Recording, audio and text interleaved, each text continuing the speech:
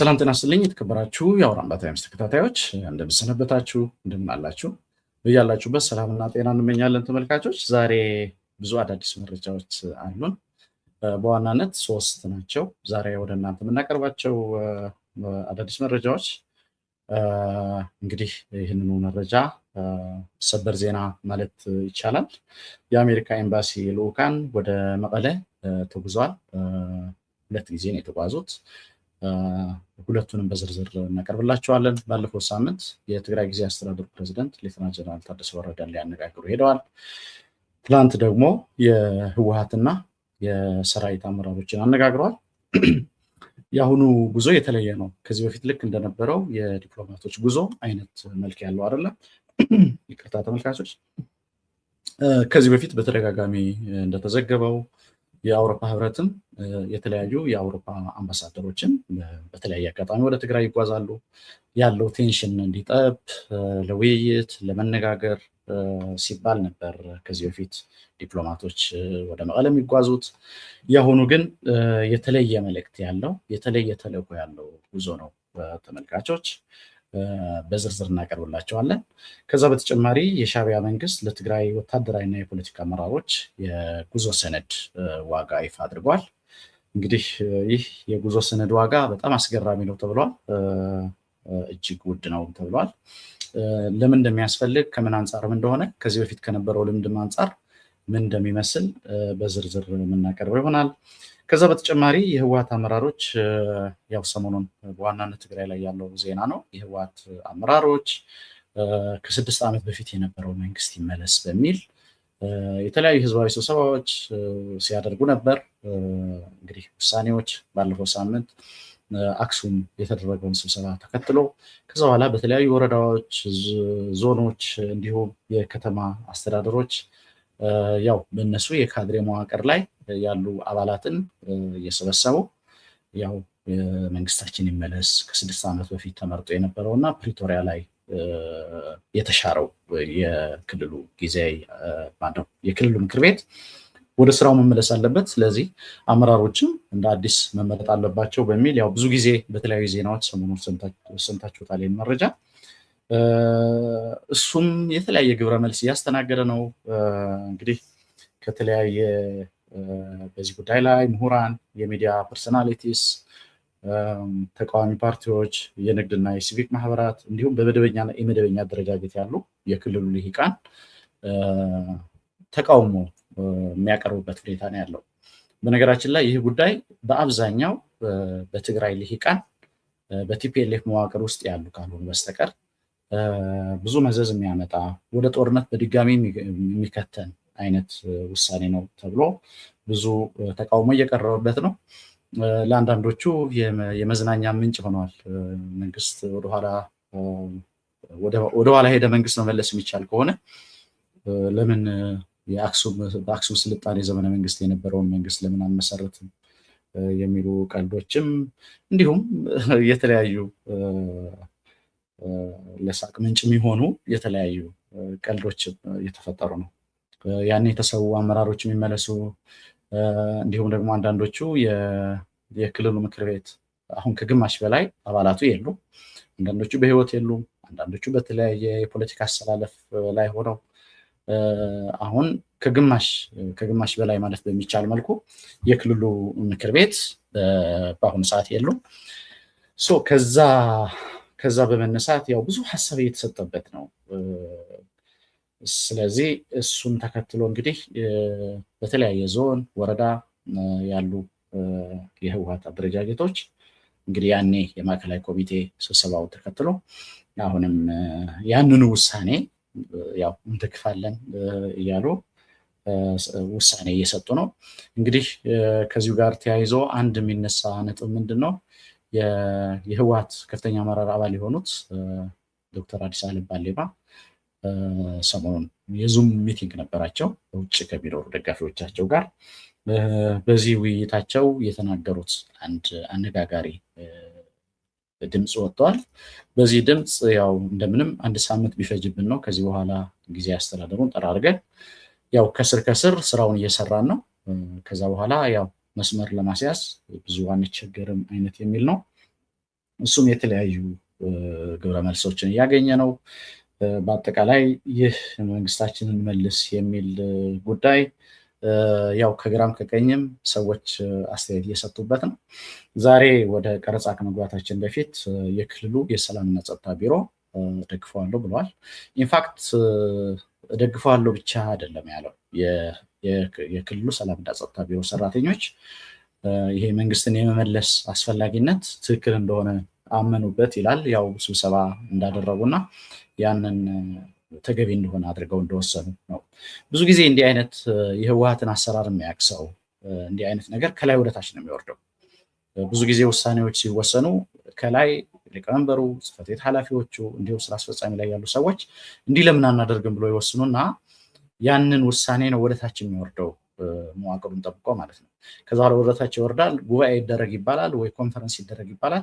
በዛ ኮንፈረንስ ያው የተለያዩ ንግግር የሚያደርጉ ሰዎች እየወጡ ያንኑ መልሰው ያስተጋቡታል ማለት ነው። ያንኑ መልሰው ያስተጋባሉ። ከዛ በኋላ ህዝብ ደገፈው፣ ድርጅታችን እንደዚህ ወሰነች የሚል አይነት እንደገና ተመልሶ የሚዲያ ግብአት ይሆናል። እንደዛ ነው አሰራሩ በአብዛኛው። እና ይህንኑ ጉዳይ ያው የተለያየ አስተያየት እያስተናገደ ነው ተመልካቾች። ያው ለአንድ ሳምንት ያህል የነበረ ዜና ስለሆነ እንግዲህ ተቃውሞም እያስተናገደ ነው፣ ድጋፍም እያስተናገደ ነው። በምን መልኩ መጨረሻው ምን እንደሚሆን እንግዲህ እናየዋለን ተመልካቾች። ከዛ በተጨማሪ በመግቢያ ላይ እንዳልኩት የሻዕቢያ መንግስት የጉዞ ሰነድ አዘጋጅተዋል። የጉዞ ሰነድ ዋጋ ይፋ አድርገዋል። እንግዲህ አሁን ባለው ያው ሰጣ ገባ ትግራይ ላይ ያሉ የፓርቲም የሰራዊትም አመራሮች ከፌዴራል መንግስት ጋር የሚያገናኛቸው ነገር ስለማይኖር በተለይ ወደ ጦርነት የሚገባ ከሆነ አንዳንድ የውጭ ጉዞዎች ካስፈለጉ ወይም የውጭ ጉዞ ለሕክምናም ሊሆን ይችላል፣ ያው ለተለያዩ ጉዳዮች ወደ ውጭ መጓዝ ሲያስፈልግ የጉዞ ሰነድ የሚባል አለ። ያው ብዙዎቻችሁ ምናልባት በ17 ዓመቱ የደርግ ላይ በነበረው ጦርነት ወቅት እነመለስ የሶማሊያ ፓስፖርት ይጠቀሙ ነበር። አንድ ጊዜ አሜሪካን ሀገር ሄደው አቶ መለስ ከፖሊሄንዝ ጋር በነበራቸው ቆይታ እዛ ኢንተርቪው ላይ ዋሽንግተን ፖስት ላይ የወጣ አንድ ኢንተርቪው ነበር። ፖሊሄንዝ ማለት የምስራቅ አፍሪካ የሲአይኤ ተጠሪ ነው የነበሩት። ኢንፋክት ይህ ታይትላቸው ካለፉ በኋላ ነው የተነገረው እንጂ በሰዓቱ የታሪክ ተመራማሪ እየተባሉ ነበር የሚገለጹት። ለማንኛውም 1981 ዓ.ም የመላ አገሪቱን ኢህአዴግ ከመቆጣጠሩ ከ2 ዓመት በፊት ወደ ዋሽንግተን ዲሲ አቅንተው ነበር አቶ መለስ እና በወቅቱ እንዴት ነው የምትጓዙት የሚል ጥያቄ ሲቀርብላቸው በሶማሊያ ፓስፖርት ነው የምንንቀሳቀሰው ይሉ ነበር። ብዙ ጊዜ አማጽያን ሲሆኑ የሚተባበሯቸው የጎረቤት ሀገራት ፓስፖርት ይጠቀማሉ። ምክንያቱም ከስቴቱ ጋር ጦርነት ውስጥ ስለሆኑ የዛ የሚዋጉት ስቴት የትራቭል ዶክመንት ሊጠቀሙ አይችሉም፣ ፓስፖርትን ጨምሮ ማለት ነው። ይሄ ነገር ባይዘወይ በዚህ 27 ዓመቱ በተለያየ መንገድ ከኢትዮጵያ መንግስት ጋር ሽምቅ ውጊያ ላይ የነበሩ በኤርትራ ሲንቀሳቀሱ የነበሩ ተቃዋሚ ኃይሎች የአሁኑ ኢዜማ ያኔው የግንቦት ሰባት አመራሮችም ጭምር እነ ዶክተር ብርሃኑ ያው የኢትዮጵያ ፓስፖርት ማግኘት ስለማይችሉ በኤርትራ ፓስፖርት ነበር የሚንቀሳቀሱት እንደምታስታውሱት። ይህንን ራሳቸው ዶክተር ብርሃኑ ኒውዮርክ ታይምስ ላይ በ2016 ላይ በሰጡት መግለጫ ያንን ገልጸዋል። ስለዚህ ተጠባቂ ነው። አሁን ባለው መንግስታችን መልስ በሚል አሁን ባለው አሰራር ወደ ጦርነት የሚገባ ከሆነ ትግራይ ያሉ አመራሮች የህወሓትም የሰራዊትም አመራሮች ወደ ውጭ ለሕክምና ይሁን ለተለያየ ጉዳይ መሄድ ሲያስፈልጋቸው ያው በኤርትራ በኩል እንደሚወጡ ይገመታል። ስለዚህ አሁን ባገኘነው መረጃ የሻዕቢያ መንግስት በዚህ መልኩ በኤርትራ ምድር በኩል ለሚወጡ ተጓዦች $50,000 ዋጋ ያለው የጉዞ ሰነድ ወይም ይሄ ትራቨል ዶክመንት የሚባለው ብዙ ጊዜ አሜሪካን ሀገር ያላችሁ ሰዎች ታውቁታላችሁ። የፓስፖርት አይነት መልክ ያለው የትራቨል ዶክመንት አለ። የትም ዓለም እንድትንቀሳቀስ ያደርጋል። ግን ያው የኤርትራ መንግስት የትራቨል ዶክመንት ነው። ያው የኤርትራ ዜጋ ሆነው ወይም ደግሞ ያው የኤርትራ ኢንቮይ ሆነው ነው የሚንቀሳቀሱት ማለት ነው። ዞሮ ዞሮ ይህ የትራቨል ዶክመንት $50,000 አይ ዶንት ኖ ምን ያህል ሰው አፎርድ ያደርገዋል ተብሎ እንደሚገመት አላውቅም። ግን ያው በዚህ መልኩ ዋጋውን ከፍ አድርጎ ሻዕቢያ $50,000 የሚጠየቅበት የጉዞ ሰነድ አዘጋጅተዋል ማለት ነው። አሁን ከትግራይ በተለያየ አጋጣሚ ወደ ውጭ ሀገር ለሚንቀሳቀሱ ፖለቲከኞች፣ የፓርቲ ሰዎች፣ ጀነራሎች እንዲሁም ታዋቂ ሰዎች ያው ወደ አዲስ አበባ መምጣት የማይችሉ ወይም ከፌዴራል መንግስት ጋር ቅራኔ ያላቸው ልሂቃን ወደ ውጭ መሄድ ቢፈልጉ በዚህ መንገድ ነው የሚሄዱት ማለት ነው። ተመልካቾች እንግዲህ ይሄ ነው አንዱ መረጃ። ሶስተኛውና ዋናው መረጃ ደግሞ የአሜሪካ መንግስት ልዑካን ወደ መቀለ ተጉዘው ነበር። ወደ መቀለ የተጓዙት አንደኛው ያው 3 አባላት ያሉት ቲም ነው። የአሜሪካ ኤምባሲ ቲም ነው። ባለፈው ሳምንት ጉዞ አደረጉ። ባለፈው ሳምንት በነበራቸው ጉዞ ያው የአንድ ቀን ጉዞ ነው፣ ደርሶ መልስ ከጊዜ አስተዳደሩ ፕሬዚደንት ሌተናል ጀነራል ታደሰ ወረደ ጋር ሰፊ ውይይት አደረጉ። ያለው ሁኔታ ምን ይመስላል በሚል ከእሳቸው ጋር ሀሳብ ተለዋወጡ። ጀነራሉም ያላቸውን ሪዘርቬሽንም ይሁን ያለውን አጠቃላይ ሁኔታ እንደ ፕሬዚደንት ማብራሪያ ሰጧቸው። ይሄ የሆነው ባለፈው ሳምንት ነው። በድጋሚ በትናንትናው ዕለት እንደገና ወደ መቀለ ለአንድ ቀን ጉዞ ተጉዟል። ይህ ቲም የኤምባሲ ቲም እንግዲህ ከተለያዩ ሴክሽኖች የተወጣጣ ሊሆን ይችላል ተብሎ ይገመታል። የሚሊተሪ አታሼ ወይም ደግሞ የፖለቲካል ሴክሽን ከተለያዩ ቲሞች የኤምባሲው የተወጣጡ 3 አባላት ያሉት ያው ለማነጋገር ሞክረን ነበር። ሰዎች እንዲህ አይነት ቲም እንቅስቃሴ የሚያደርገው በምን አይነት አጋጣሚ ነው የሚል ጠይቀን ነበር። የሰጡን መልስ ምንድነው? የተለየ የአሜሪካ መንግስት የተለየ መልእክት ወይም የተለየ ተልእኮ ሲሆን እንደዚህ አይነት ጉዞ እንደሚደረግ ነው የገለጹልን። ስለዚህ 3 አባላት ያሉት የአሜሪካ ኤምባሲ ቲም በትላንትናው ዕለት ወደ መቀለ ተጉዘዋል። ከዶክተር ደብረጽዮን ከወይዘሮ ፈትለወርቅና ከዶክተር አዲስ ዓለም ባሌማ ጋር ሰፊ ሰዓት የወሰደ ውይይት አድርገዋል። እንግዲህ እንዳልኩት ይሄ ቲም ተመሳሳይ ቲም ነው። ባለፈው ሳምንት ተጉዞ ከጊዜ አስተዳደሩ ፕሬዚደንት ጋር ውይይት አድርገዋል። በትላንትናው ዕለት ደግሞ ከህወሓት ሰዎች ጋር ረጅም ሰዓት የፈጀ ውይይት ነው ያደረጉት። ይህ ቀደም ብዬ እንደገለጽኩት ልክ ከዚህ በፊት እንደነበረው ተወያዩ፣ ልዩነታችሁን ፍቱ፣ ከፌዴራል መንግስት ምን ጎደለ፣ ከእናንተ ጋር ምን ጎደለ፣ ተቀራረቡ አይነት መልክ ያለው አይደለም። ይሄ ፒውርሊ የማስጠንቀቅ አይነት ዓላማ ያለው ጉዞ ነው። የማስጠንቀቅ አይነት ዓላማ ያለው ጉዞ ነው። በተለይ መንግስት እንመሰርታለን፣ የድሮ መንግስት እንደገና ወደ ቦታው እንመለሳለን የሚለው አካሄድ ብዙ መዘዝ እንዳለው፣ አደገኛ አካሄድ እንደሆነ የአሜሪካ መንግስት በአገራት ውስጥ ጉዳይ ብዙ ባይመለከተው ለቀጠናው ፖለቲካ ግን አደገኛ መዘዝ ያመጣል ተብሎ ስለሚታሰብ በዚህ መንገድ የሚመጣ ነገር በትዕግስት አንመለከተውም የሚል ሀሳብ ነው ያቀረቡት እነዚህ የኤምባሲው መልእክተኞች። አንድ ነገር ቢፈጠር ጦርነት ቢነሳና ሌላ የአካባቢ ቀጠናዊ መልክ ቢኖረው ሊፈጠር የሚችል ነገር ኃላፊነቱን የምትወስዱት እናንተ ናችሁ እንዳሏቸው ሰምተናል። በዚህ ወቅት እነዚህ የህወሓት አመራሮች ፕሪቶሪያ እንዳልተፈጸመ፣ የፕሪቶሪያ ስምምነት እየጣሰ ያለው ደግሞ ራሱ የፌዴራል መንግስት እንደሆነ፣ የተፈናቃይ ጉዳይ እንዲሁም ደግሞ በወረራ ስር ያሉ እነዚህ ብዙ ጊዜ ይነሳሉ። በነገራችን ላይ ብዙ ጊዜ የሚነሱ ነጥቦች ናቸው እነዚህ። አሁን ህወሓት እያደረገ ላለው እንቅስቃሴ እንደ ጀስቲፊኬሽን የሚቀርበው የተፈናቃይ ጉዳይ ነው። ብዙ ጊዜ እንደምንለው አሁን የሚደረገው እንቅስቃሴ በሚወልደው ጦርነት ምክንያት የሚፈታ የተፈናቃይ ጉዳይ የለም። ይሄ ብዙ ጊዜ እኔም በዚህ ፕሮግራም ላይ በተደጋጋሚ ያነሳሁት ነገር ነው። አሁን በሚደረግ የእውር ድንብር እንቅስቃሴ የሚፈጠር ጦርነት እንዲመለስ የሚያደርገው ግዛት አይኖርም። ግን ብዙ ጊዜ የሆነ ነገር ደጋፊዎቻቸው ያንን ነው የሚሉት። ባይዘው አሁን እኔ ይሄን ፕሮግራም ስሰራ ጦርነት እኮ እነሱ ፈልገውት አይደለም፣ ተፈናቃይ እንዲመለስ ስለሚፈለግ ነው ይላሉ የነሱ ሰዎች። ኢንፋክት ውጭ ሀገር ያሉት ናቸው እንደዚህ የሚሉት። አንድም ሰው ከቀናት በፊት በትግርኛ ቋንቋ በሰራሁት አንድ ፕሮግራም ገልጨዋለሁ። መቀለ ያለ ሰው ይህ እየመጣ ያለው አደጋና መዘዝ ጠንቅቆ የሚያውቅ ጦርነት እንዳይነሳ የሚፈልግ ነው መቀሌ ያለ ህብረተሰብ። ከዛ ውጭ ይህንን ጦርነት የሚደግፉት ፒውርሊ ዲያስፖራ ያሉ ሰዎች ናቸው በሁለት ምክንያት። አንደኛው በዚህ በነሱ መዋቅር ውስጥ ያሉ ካድሬዎች ናቸው። ትንሽ የእውቀትም ችግር አለ። አንዳንዶች ደግሞ የጥቅም ጉዳይ ስለሆነባቸው ነው። በተለይ እነሱን የሚደግፉ የዲጂታል ሚዲያ ሰራዊት አባላት ይህንን የሚፈልጉበት ምክንያት ያው የጥቅም ጉዳይ ነው። ምንም ማድረግ አይቻልም።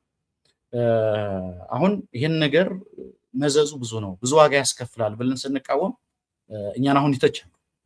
ለምሳሌ እኔ አሁን እንደዚህ አይነት ነገር ሳቀርብ እና ተፈናቃይ ይመለስ ነው ወይ የምትለው? ተፈናቃይ ይመለስ፣ በድርድር ይመለስ ወይ በሌላ በማንኛውም አሬንጅመንት ይመለስ። ይሄ አካሄድ ግን ተፈናቃይ አይመልስም። እንደውም የተፈናቃይ መከራ ነው የሚያራዝመው። በነገራችን ላይ ዛሬ ባሰባሰብኩት መረጃ መሰረት መጋዘኖች አሉ። ከመሀል ሀገር ነው የሚሄደው መጋዘን። ለተፈናቃዮች የሚከፋፈለው እህል ከመሀል ሀገር ነው የሚሄደው እና ከአንድ ወር በላይ ስቶክ ላይ አይቀመጥም። ስለዚህ ጦርነት ውስጥ ከተገባ ኦልሬዲ ከአንድ ወር በላይ ተፈናቃዩ የሚመገበው አይኖርም ማለት ነው።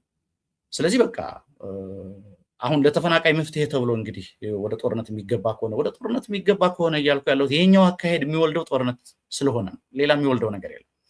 ይህ ዝም ብሎ ማድበስበስ ምናምን አያስፈልግም። ባይዘው መንግስታችን ይመለሳል እንደዚህ ይሆናል። ልክ መንግስት የተመለሰ ቀን የትግራይ ምክር ቤት ተብዬው ያኔ የዛሬ 6 ዓመት የነበረው ምክር ቤት ወደ ስራ ተመለሰ ተብሎ አፈጉባኤ ተሰይሞ የክልል ፕሬዚደንት ዶክተር ደብረጽዮን ይሁኑ ተብሎ ደጀን ወደሚባለው የፕሬዚደንት ጽሕፈት ቤት የገቡ ቀን እዛ ጋ ነው በቃ ወደ ጦርነት የሚገባው። ስለዚህ ማለት አናሽ ሞንሙ ነው የጦርነት ዝግጅት ነው እየተደረገ ያለው። የቅድም ያልኩት የትራቨል ዶኩመንት ጉዳይም እየተመቻቸ ያለው ለጦርነት ሲባል፣ ይሄ ጦርነት 10 የማይሞሉ ሰዎች ናቸው የሚፈልጉት። ለተፈናቃይ ተብሎ አይደለም ይሄ ጦርነት እየመጣ ያለው። የተፈናቃይን መከራ የሚያራዝም ነው። ተፈናቃይ የሚያገኘውን እርዳታ የሚያሳጣ ነው። ቀደም ብዬ እንደገለጽኩት መጋዘኖቹ የአንድ ወር ያህል ስቶክ ላይ የሚይዙት ለአንድ ወር ያህል ብቻ ነው። ምክንያቱም ከፌዴራል መንግስት ነው የሚሄደው። ጦርነት ከተከፈተ ያው መንገድ ይዘጋል፣ ምንም የሚላክ ነገር አይኖርም፣ እዛ ጋ ይቆማል ማለት ነው። ሲምፕል አዘ እና እዚህ ውይይት ላይ ባይዘወይ አንድም ያነሱት እነዚህ ህወሓት ሶስቱም ሰዎች ዶክተር ደብረጽዮን፣ ወይዘሮ ፈትለወርቅና ዶክተር አዲስ አለም ባሌማ የተፈናቃይ ጉዳይ ነው ወደ እንደዚህ አይነት መንግስት እንድንመልስ እያደረገን ያለው ሌላ ነገር አይደለም ብለዋቸዋል። ኢንፋክት እነዚህ አካላት ያውቃሉ፣ በተለያየ መንገድ የተለያየ አሰስመንት አላቸው ምን ማለት እንደሆነ። ይሄ ጦርነት መመለስ ማለት ምን መዘዝ እንዳለው በደንብ ያውቃሉ።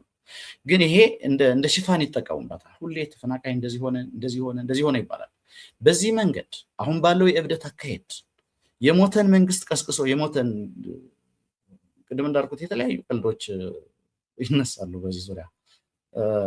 ኦልሞስት የሞተን አካል መልሶ እንደመቀስቀስ ማለት ነው ይሄ ጦርነት። 6 ዓመት አንድም ቀን ከ5 ዓመት በላይ አንድ ቀን አንታገስም፣ በኮሮና ምክንያት አይራዘምም ተብሎ የተደረገ ምርጫ አሁን 8 ወር ሲያልፈው ግን በቃ ኖርማል ነው።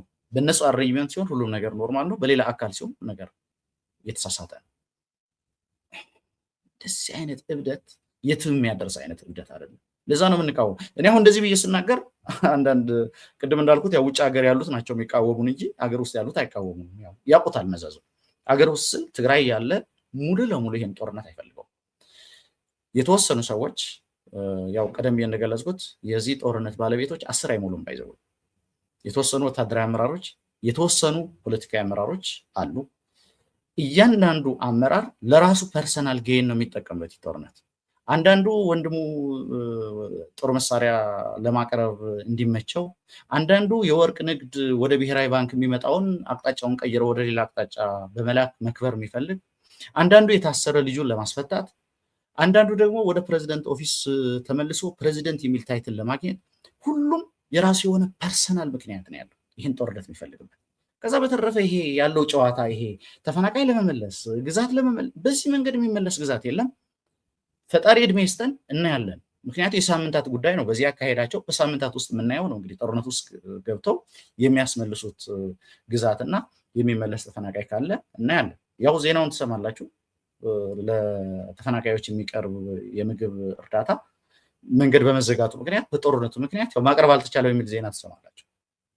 ማለት ማሰብ የምንችል ሰዎች ነን። ምንም ይሄ መወሻሸት ምናምን አያስፈልግም። እነዚህ ቅድም ያልኳቸው 10 ሰዎች ናቸው ባለቤቶች የዚህ ጦርነት። የእነሱ አጋር ደግሞ ሻዕቢያ ነው አንድም። ሻቢያ ደግሞ የባህር በር እየተባለ ብዙ አይነት እኔ ላይ የሚዘመት ነገር አለ። ጦርነት የሚከፈት ከሆነ የሚሞትልኝ ሰው ከትግራይ ዋስ ይሆናል በሚል ነው ይህንን የሚፈልገው። ከዛ ውጭ ሀገር ያሉት የዲጂታል ሚዲያ ይህንን የሚደግፉ ደግሞ ያው የእንጀራ ጉዳይ ነው። በዚህ ምክንያት መነገድ ይፈልጋሉ። የቤት ሞርገጅ ይከፍላሉ። ከዩቲዩብ በሚያገኙት ይህንን አቀጣጥለው የብሩከኛ የምናምን እንትን ተቆጣጠረ፣ እንትን ተያዘ፣ በዚህ በኩል እንደዚህ ተደረገ እየተባለ ከዚህ ያለፈ ምንም ዓላማ የለው። ምንም የተለየ ነገር የለም። ይሄ ነው ዓላማው። በግልጽ እንነጋገር ካለን ማለት ነው። አሁን ይሄ እንደዚህ ብዬ ስናገር ለምን ፌዴራል መንግስት አትናገር ቢሉኛል አንዳንዶች። ፌዴራል መንግስት ምን ብዬ ነው የምናገረው? ያው ሁሌ እንድትናገር ብሎ ተፈናቃይ ያልተመለሰው እኮ ፌዴራል መንግስት ቸልተኝነት ነው። ምን ጥያቄ እኮ የለው። የትግራይ ግዛት እኮ ያልተመለሰው ፌዴራል መንግስት ዳተኛ ስለሆነ ነው፣ ሌላ ነገር አይደለም። አሁን እኮ እየተፈጠረ ያለው ችግር ፌዴራል መንግስት ጊዜ አስተዳደሩን ቢደግፍና የበጀት ድጎማ እንዲቆም ማድረግ፣ ነዳጅ እንዲቆም በማድረግ በአፋር በኩል ሌላ አይነት ነገር፣ በተከዜ ዘብ በኩል ሌላ አይነት ችግር በመፍጠር ያው እንዲወጠር ባያደርገው ኖሮ እኮ እንደዚህ አይፋጠንም ነበር እኮ። እንተቸዋለን፣ በደንብ ነው የምንተቸው ፌዴራል መንግስት። ምናልባት እንግዲህ ለምን አልተሳደባቸውም ከሆነ አንተሳደብም።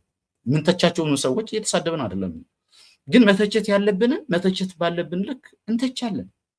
ልክ ያልሆነ አይነት አካሄድ ሲሆን ልክ እንዳልሆነ እንናገራለን። በዚህ አጋጣሚ በጣም የሚገርማችሁ ነገር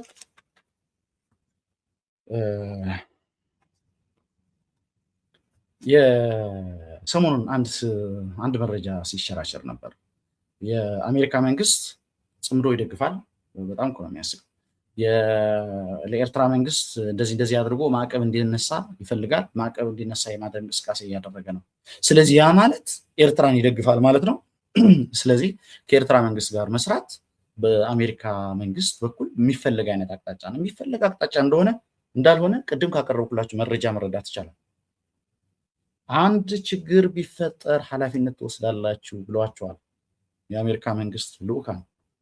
እስኪ እንግዲህ ምን ብሎ መልስ እንደሚሰጡ እናያለን። አላነጋገር ነው አይሉም መቼም ዶክተር ደብረጽዮን፣ ወይዘሮ ፈትለወርቅና ዶክተር አዲስ ዓለም ባሌማ በትናንትናው ዕለት ከ3 የአሜሪካ ኤምባሲ ልዑካን ጋር አልተነጋገርም ነው ይበሉ። ምን እንዳሏቸው ይታወቅ። በዚህ ውይይት ላይ አንድም የተነሳው ችግር ቢፈጠር ሁለት ኮንሲኩዌንስ እንዳለው ተነግሯቸው። ምክንያቱም እኛ የሚያሳስበን ብለዋል ልዑካን ቡድኖቹ፣ እኛ የሚያሳስበን የአካባቢው ሁኔታ ሳታነቡ ነው ወደዚህ ችግር እየገባችሁ ያላችሁ። እኛ ደግሞ በዝምታ እንመለከተውም። በእርግጥ በሀገር ውስጥ በዶሜስቲክ ጉዳይ ላይመለከተን ይችላል። ነገር ግን አካባቢው ሲታመስ ኢንተረስት አለን፣ ዝም ብለን አንመለከትም። ስለዚህ ይህንን የእኛን ምክር ጥሳችሁ አሁን በምትሉት አይነት የእብደት አካሄድ ሄዳችሁ መንግስት እንመልሳለን የምትሉ ከሆነ እንግዲህ ያለን አማራጭ በተመረጡ የህወሓት አመራሮች ላይ እና በተመረጡ ወታደራዊ አመራሮች ላይ የተለያዩ ማዕቀቦች እናደርጋለን። ቀጥሎ ያሏቸው የትራቨል ኤምባርጎ ነው የሚሉት እነሱ፣ የጉዞ ማዕቀብ ወደ አሜሪካን ሀገር እንዳይጓዙ ማድረግ። ሁለተኛ የሀብት እና የሀብት እገዳ ማድረግ። በነገራችን ላይ ይህንን ከ4 ዓመት በፊት አድርገውታል የባይደን አድሚኒስትሬሽን። አሁን ከነሱ ጋር የተጣመረው የኤርትራ መንግስት የብሔራዊ ደህንነት ኃላፊው ብርጋዴር ጀነራል አብርሃ ካሳ፣ እንዲሁም ደግሞ የኤርትራ ሰራዊት ኢታማዦር ሹም ጀነራል ፊሊጶስ ወልደ ዮሐንስ፣ ሁለቱም ላይ እና ደግሞ ሀጎስ ኪሻ ላይ 3 አመራሮች ላይ ማዕቀብ ተጥሏል። ይህ ማዕቀብ እናንተ ላይ የሚጣላል ተብሎ ነው የተነገራቸው በግልጽ ቋንቋ። ስለዚህ በስማቸው የተመዘገበ አሜሪካን ሀገር ያለ በቤተሰቦቻቸው ስም የተመዘገበ ማንኛውም ነገር እንዲታገድ ይደረጋል ማለት ነው፣ ትላንትና ለእነዚህ አመራሮች በተሰጣቸው ገለጻ መሰረት። ስለዚህ አሁን ያለው እብደት ምንም የተለየ ነገር አይደለም። ወይ የተለየ አሬንጅመንት ተደርጎ ወይ ሽግግር መንግስት ወይ በተለያየ መንገድ ከፌዴራል መንግስት ጋር በመነጋገር ጊዜያዊ መንግስት ሁሉንም ያቀፈ ተቃዋሚዎችን ያቀፈ። ምክንያቱም የተቃዋሚ ፓርቲዎችም ተቃውሞ እያሰሙ ነው። እነ ሳልሳይ ወያኔ ያወጡት መግለጫ ያው በተለያዩ ሚዲያዎች ሰምታችሁታል። ይሄ የአሁኑ አይነት እንቅስቃሴ በተለይ ህወሓት አመራሮች የሚያደርጉት እንቅስቃሴ ከሁሉም አቅጣጫ ተቃውሞ እየቀረበበት፣ ይሄ አዋጭ መንገድ አይደለም፣ የእብደት መንገድ ነው እየተባለ ያለ ዘኦንሊ እሱን የሚደግፉት በእነሱ መዋቅር ላይ ያሉ ካድሬዎች ብቻ ናቸው። ባለቤቶቹ ደግሞ ቅድም እንዳልኩት 10 የማይሞሉ የፓርቲና የሰራዊት አመራሮች እንዲሁም ደግሞ የሻዕቢያ መንግስት፣ ከዛ ቀጥሎ ደግሞ ከነዚህ ጋር የጥቅም ግንኙነት ያላቸው ዲያስፖራ ያሉ በአክቲቪዝም እና በዲጂታል ሚዲያ ላይ ያሉ ሰዎች ናቸው ይህንን የሚፈልጉት። የዚህ ጦርነት ባለቤቶች እነዚህ ናቸው። የትም ደውላችሁ እንደው በጣም ገለልተኛ የሆናችሁ ይህን ፕሮግራም የምትከታተሉ የትግራይ ተወላጆች ደውሉ፣ ወደ የትኛውም የትግራይ ከተማ ደውሉና ቤተሰቦቻችሁን ጠይቁ። ይህ ጦርነት ይህ መንግስትን መልስ እየተባለ ያለው የእብደት አካሄድ ትክክል ነው ብለው ካሏችሁ እንግዲህ በአደባባይ ይቅርታ ጠይቃለሁ። ግን ያ አይደለም ማለት እየሆነ ያለው ተገቢ አይደለም። ለማንኛውም አካውንታቢሊቲ ሊመጣ እንደሚችል ሌላ ክራይሲስ የሚጋብዝ አይነት እንደሆነ ይሄ አካሄድ በግልጽ ቋንቋ ተነግሯቸው ነው እነዚህ ልኡካን ትላንትናውኑ ወደ አዲስ አበባ የተመለሱት። ከዛ ውጭ ይሄ በሚዲያዎቹ ቅድም እንዳልኩት ይሄ ሳንክሽን ሊነሳ ነው ኤርትራ ምናምን የሚባለው ባይዘው ወይ አሁን የአሜሪካ መንግስት አካሄድ አሁን ባለው ሁኔታ ሁለቱንም የአፒዝመንት ፖሊሲ የመከተል አይነት ነገር ነው ያለው። ለምሳሌ የኤርትራ መንግስት ማዕቀብ እንዲነሳ ማድረግ። በነገራችን ላይ የኤርትራ መንግስት ማዕቀብ እንዲነሳ ስለማድረግ ብቻ ነው እየተነገረ ያለው እንጂ ከኢትዮጵያ መንግስት አንጻርም ያለውን ነገር እየተነገረ አይደለም። እንዴ ዩሮፒያን ዩኒየን እኮ ፈቅዶለታል የበጀተሪ ሰፖርት አይደለም እንዴ? እና IMF እና ወርልድ ባንክ እኮ ብዙ ነገር ሪኮንሲደር እያደረጉ ነው። ያ ማለት ሁለቱንም መንግስታት አፕሮች እያደረጓቸው ነው። ኤርትራ መንግስት ብቻ አይደለም፣ ሉዓላዊ ሀገር ስለሆነ ሁለቱንም ሉዓላዊ ሀገሮች አፕሮች ይሄ እንኳን ወዴት ሊያመራ እንደሚችል እንኳን በደንብ ለመረዳት እንኳን አይፈልጉም። ይህንን የሚነግሩን ሰዎች ጽምዶ ደገፈ የአሜሪካ መንግስት እያሉ ሊነግሩ የሚፈልጉ ሰዎች። ለማንኛውም እንግዲህ ዛሬ ይህንን መረጃ ላጋራችሁ ነው የመጣሁት። የአሜሪካ ልኡካን 3 አባላት ያሉት የአሜሪካ ልኡካን ባለፈው ሳምንት ወደ መቀለ ተጉዞ የትግራይ ጊዜ አስተዳደር ፕሬዚዳንት ሌተና ጀነራል ታደሰ ወረደን አነጋግረዋል። ከዛ ቀጥሎ በትላንትና ዕለት ደግሞ የህወሓት አመራሮችን አነጋግረዋል። አሁን ያለው መንግስትን መልስ የሚለው አካሄድ ዋጋ እንደሚያስከፍል የተለያዩ ማዕቀቦችን ጭምር በግለሰብ አመራሮች ላይ በፓርቲና በሰራዊት አመራሮች ላይ ሀብት እገዳ የማድረግ የጉዞ ማዕቀብ ማድረግ የትራቨል ኤምባርጎ የሚባለው የማድረግ እቅድ እንዳለው የአሜሪካ መንግስት በግልጽ ቋንቋ ተነግረዋል። ባገኘነው መረጃ መሰረት ተመልካቾች እንግዲህ ዛሬ የመጣ ነው ይህንን አጭር መረጃ ለማጋራት ነው። በቀጣይ ሌሎች መረጃዎች ይዘን እንቀርባለን። አብራችሁን ስለቆያችሁ እናመሰግናለን። ሰላም።